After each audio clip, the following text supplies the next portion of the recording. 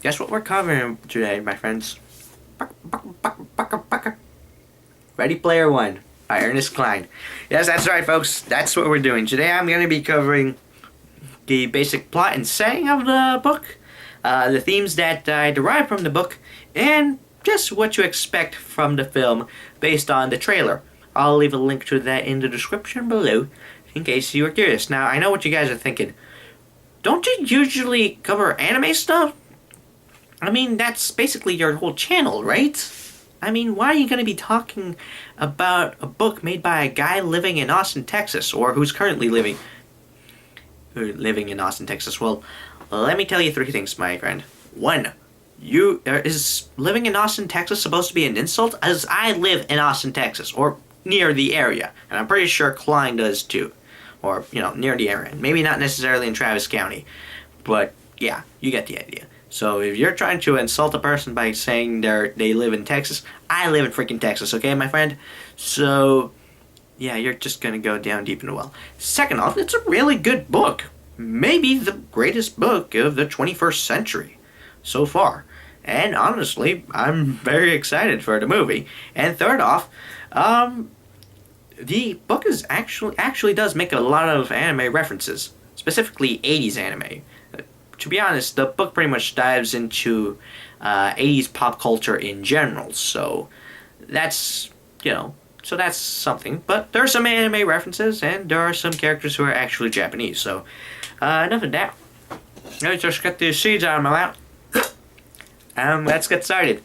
So, the setting and plot. The setting takes place in the year 2044, basically a full 20 years after Donald Trump leaves office.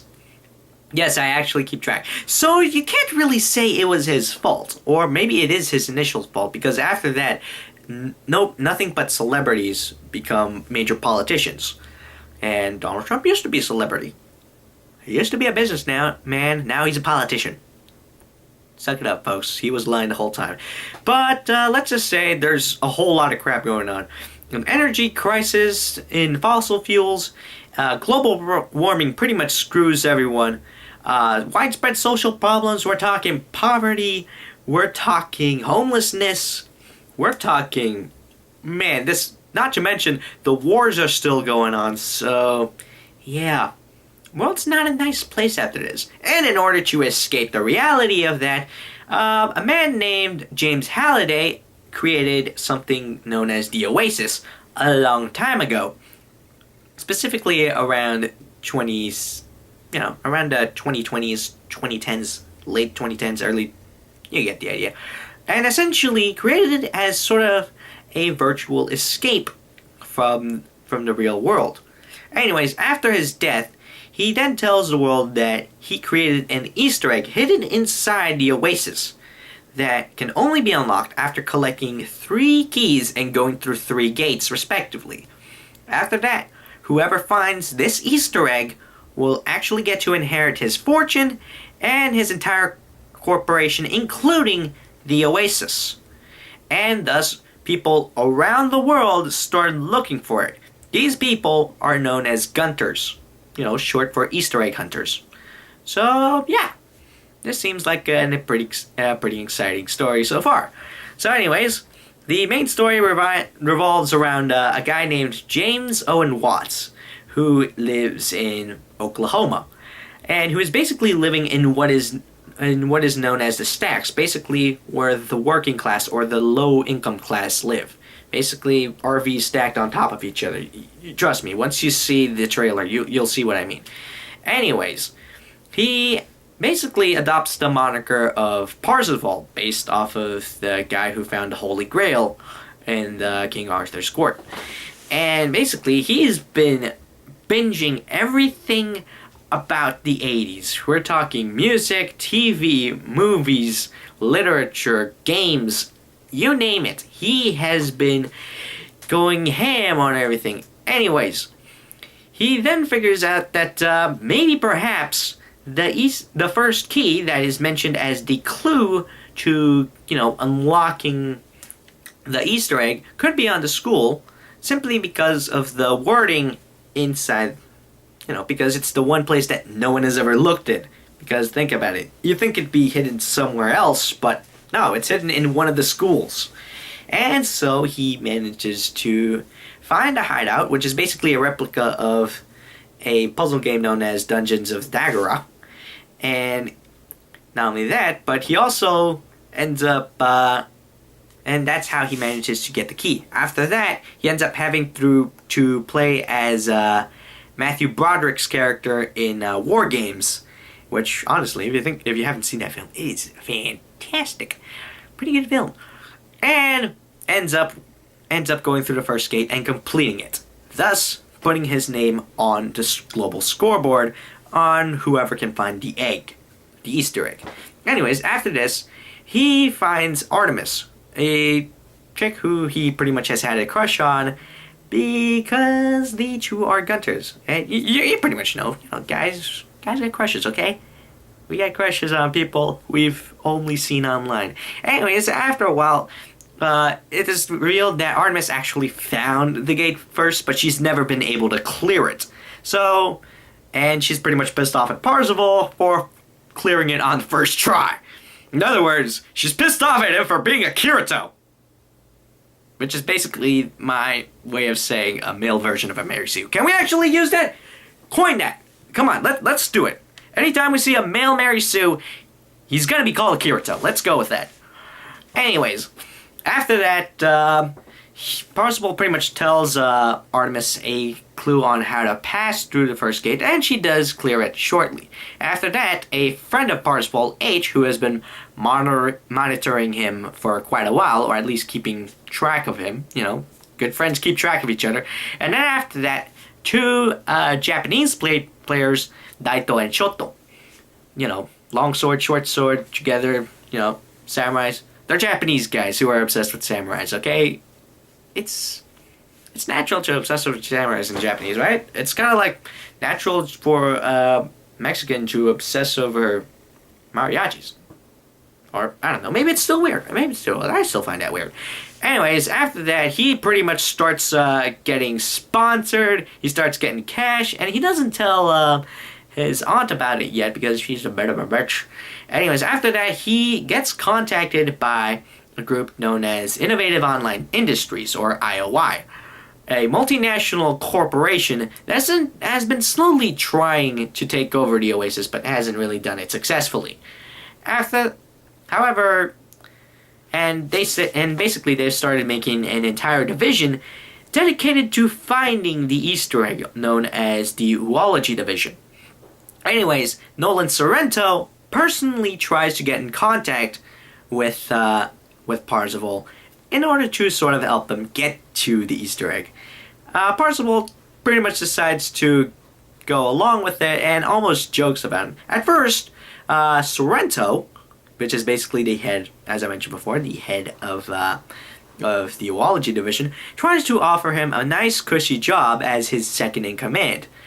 But knowing that the entire meeting is being monitored online, yes, the meeting is taking place in the Oasis, by the way, he decides to go ahead and screw with his head and tell him, no, I want your spot and I want a bigger cash grab than that. And his higher-ups agree. And before signing the paperwork, he says, you know what? Screw it. Why should I give you the egg? This guy is going to go for it. And Nolan Sorrento then decides, you know what? We too can play that game. We have bombs rigged on your house, and we're gonna blow the Kingdom Come if you do not agree with us. And no one is going to be able to trace it back to us. I'm gonna keep that pinned. So he decides to call him a bluff, and it turns out he does blow up his house. However, Wade, his actual physical body, wasn't actually in the house. It was actually in a hideout near the house. So, after that, he pretty much just books it out of there and goes to Ohio in order to hide away, going under the moniker of Bryce Lynch. Anyways, after that, he tells Daito, Shoto, H, and Artemis that they should probably start worrying about maybe an assassination attempt on their heads. Anyways, after that, yeah, it's just pretty much after that. Pretty much, it starts getting pretty slow. You know, basically, Parzival after a while tries to get a little bit closer to Artemis, and it does work pretty well. You know, typical stuff. I think that's probably where they're gonna put that one scene.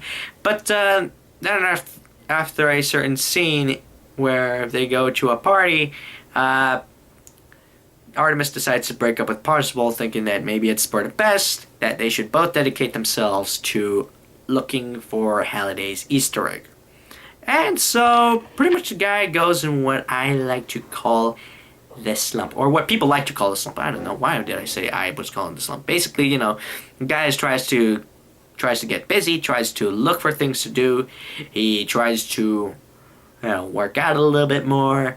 He pretty much gets depressed. Even starts spanking it, jacking it. I don't know what you want to say. You guys know what I'm doing. The guy is starting masturbating and that stuff. Anyways, after a while, however, Artemis ends up overtaking his spot as number one, and soon other people start leaving him in the dust, and he thinks, well, how the heck do I find for the egg? He tries finding for the egg. However, he thinks that it might have been hidden in a Pac-Man game, and instead he ends up getting one of these. A quarter. A stinking quarter! You know how many of these are lying around? However, his friend H then decides to drop him a hint to find the other two keys. He does manage to find the second key and go through the next gate, thus helping him reach near the top. And then after that, he finds the third key. However, as it turns out, the IOI division actually got through there first and has managed to create an entire barrier around the location to keep anyone else from getting there first. To keep anyone else from being to them, because they can't really figure out how to open the goddamn third gate. And so, with nothing else to do, he decides to do something drastic. He actually, posing as his new name, what was his name? Damn it, I'm sorry. Going through the name Bryce Lynch, he manages to get himself arrested by the IOI in terms of, he pretty much has a bunch of debt, according to IOI, and because of some weird laws, he's actually told that he's going to be an indentured worker for IOI. In other words, slavery is back! And at the very least, it's through all races, so you guys have nothing to complain about. You know who I'm talking about.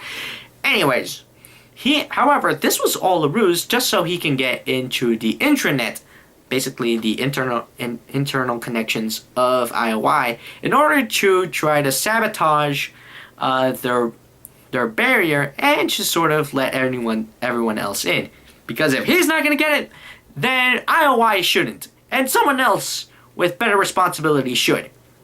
However, on the process, he then figures out that IOI has dirt on every single Major Gunter and could possibly kill them. So he then, after bailing out of there and getting out with all the good information that he can, as well as sabotaging their barrier, he then decides to tell everyone that he knows, basically, Artemis, H, and Shoto. Daito was pretty much already killed because of, guess who? IOI. And, well, they decide to hatch the plan on how to get through the third gate because they have managed to figure it out. However, then here we comes. Again, maybe it's an SAO move, but then the second creator, basically the Steve Wozniak to the Steve Jobs of James Halliday, the creator, Ogden Morrow, then overhears their plan because he's been eavesdropping on them. Creeper! However, he decides to tell them to go along, and not only that, but even offers them a stay at his private estate in Oregon. Which, by the way, I've been told is beautiful. Anyways, after that, he doesn't really get a chance to meet Artemis in person. However, he does meet his best friend H in person, who hold on to your seats, folks. Instead of being a white dude, as he has told people he is, she is actually an African American thick lesbian. Yeah, that's right, folks. We're getting some diversity in here. That's all your diversity points right there. All your diversity points. Everything you need. You hit every single spot. So anyways, after that, they then hatched their plan. The barrier comes down. They start attacking in there. They almost open up the gate. They managed to open up the gate, and then, boom. Somehow, the IOI has managed to get their hands on a certain thing known as the catalyst, which is basically a bomb that detonates everything within the sector area of the Oasis. However, and pretty much everyone dies, except Parzival, because guess what? He got the quarter. Get it? When you play arcade games, this thing is a representation of your entire lives. These are your lifelines in arcade games. God damn it. Am I the only one who has ever played these things? I hope I'm not the only one. It sucks being a millennial, alright? I used to hoard a bunch of these things. I used to save up my cash just to play those coin-op games, alright? Man, no wonder this Squook is so good with this. Anyways, you managed to get through the third gate, or at least Parzival manages to be the sole person who gets through the third gate. Completes the whole thing, completes it, and finally gets a hold of the egg. And then after that, James Halliday's ghost, Anorak, manages to give him a tour of the main office of the Oasis, or basically his own personal office. Tells him a few little secrets, and then after that, Parzival is declared the winner. And he is declared the sole owner of the Oasis, as well as Halliday's fortune. After that, he finds out that Artemis has been waiting for him inside of Ogden Morrow's garden in his estate. And I'm pretty sure we all know what happens. Because he manages to win the Easter egg, and because that was the thing that they both managed to do, he agrees to share the fortune with Shoto, with H, and with Artemis. Anyways, he manages to find her inside the garden, and well, you pretty much know what this ending is like. So, that's pretty much my synopsis of the series. However, what are the main themes? Well, I managed to decipher 3 things of what the book talks about. 1, whether or not technology is good. It doesn't really give a clear answer about that. Let's face it, the Oasis itself is a piece of technology. However, whether to classify it as good or bad is really depends on the person. You could say that the Oasis is bad because it's really just blinding people to the reality that the world is messed up and that instead you'd rather hunker down inside of some made-up world. That's one way to look at it. But on the other hand, there's also other things that the Oasis has provided. For example, most of the people that are in there are mostly teenagers, and they get through their legitimate education through the Oasis. That's right, the Oasis actually has a public school system. Not only does it manage to teach its students well, but it also provides a better location for them to learn through. In fact, according to the way the book presents the Oasis school system, basically students aren't allowed to spout profanity because they get muted for profanity. Teachers are actually graded as well, and actually a lot of the lessons end up being pretty interesting. Like, for example, if you're covering World War II, instead of just talking about what D-Day was supposed to be like, back in 1944, why not actually transport you into 1944 and have you as one of the soldiers that participated in the D-Day? Wait, what? That's what Call of Duty was for? They're going back to... Oh my god, why am I getting this information now? Okay, so you get the idea. Not only that, but the Oasis has also managed to have found employment for people who would otherwise be unemployed, whether it's just programmers or just participants. So really it depends. Now, if you think about it in another way, think about it, let's say a gun. Let's face it, it's a tool of destruction. It's a tool meant exclusively for killing. However, depending on how you wield it, it has created some benefits. For example, if it's a security guard wielding it, the location is going to be safe. If it's some guy who is a psychopath, then yeah, the place is doomed. However, if you think about it, also the gun, because it is a weapon that anyone can use, whether you are some high-level soldier or if you're just, say, a civilian, then that pretty much has leveled out the playing field in most militaries. The military is no longer a thing where a soldier has to train years and years from the way they are born to the point where they are now an elite. Instead, it can be pretty much anyone. And thus it has helped us move away from monarchical societies to liberal democracies. So, trade-offs. Now, the other thing I wanted to point out, hang on, it's coming. I should have written this down, I'm sorry.